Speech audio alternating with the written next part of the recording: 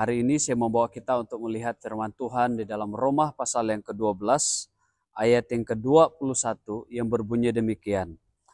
Janganlah kamu kalah terhadap kejahatan, tetapi kalahkanlah kejahatan dengan kebaikan. Kejahatan tidak pernah dikalahkan oleh kejahatan.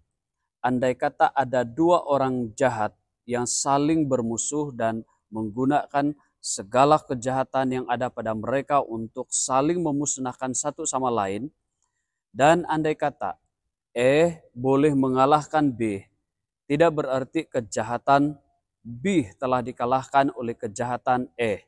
Sebaliknya, kejahatan akan semakin bertambah karena akan semakin yakin dengan kejahatan yang dia lakukan, dan dia akan memperbesar keyakinannya untuk melakukan kejahatan untuk masa akan datang.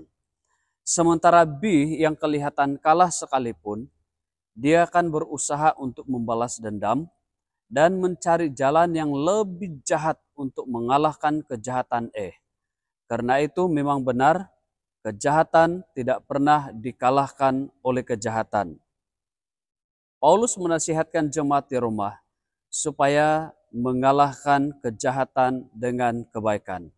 Karena prinsip kebenaran Tuhan mengajarkan kepada kita bahwa hanya ada satu cara untuk mengalahkan kejahatan, yaitu dengan kebaikan.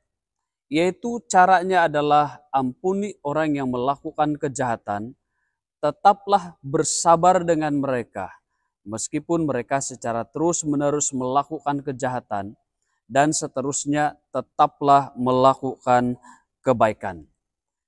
Akibat jika kita melakukan hal itu adalah kita akan tidak membiarkan diri kita diperalat untuk mempercepat dan memperbesar kejahatan.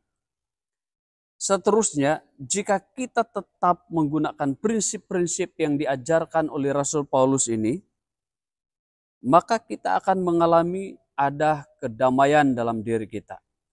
Kejahatan mungkin tidak akan berhenti untuk menyerang hidup kita, tetapi kedamaian juga tidak akan pernah meninggalkan kita. Kedamaian akan membungkus hati kita, sehingga kita dapat menjalani hari-hari jahat itu tanpa kehilangan damai sejahtera. Dan dengan melakukan prinsip ini, itu berarti bahwa kita menetapkan diri kita pada wilayah kemenangan, sehingga kita tidak digoda untuk melakukan kejahatan atau membalas kejahatan dengan kejahatan.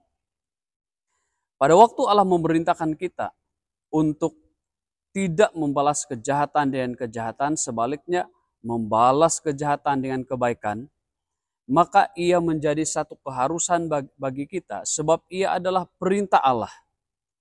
Pada waktu Allah memerintahkan kita untuk melakukan hal itu, maka dia juga memberikan kepada kita kemampuan untuk melakukan kebaikan dan tetap bersabar serta tetap mengampuni orang yang melakukan kejahatan ke atas kehidupan kita. Saudara, melakukan kebaikan kepada orang-orang yang jahat terhadap hidup kita sepatutnya menjadi gaya hidup kita.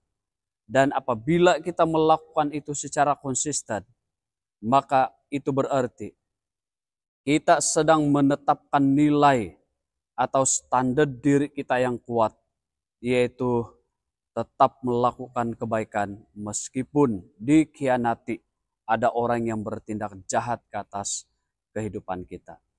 Tetaplah sabar, tetaplah melakukan kebaikan, mengasihi, mengampuni, maka Tuhan akan membela hidupmu sehingga engkau terus-menerus tetap dalam kemenangan.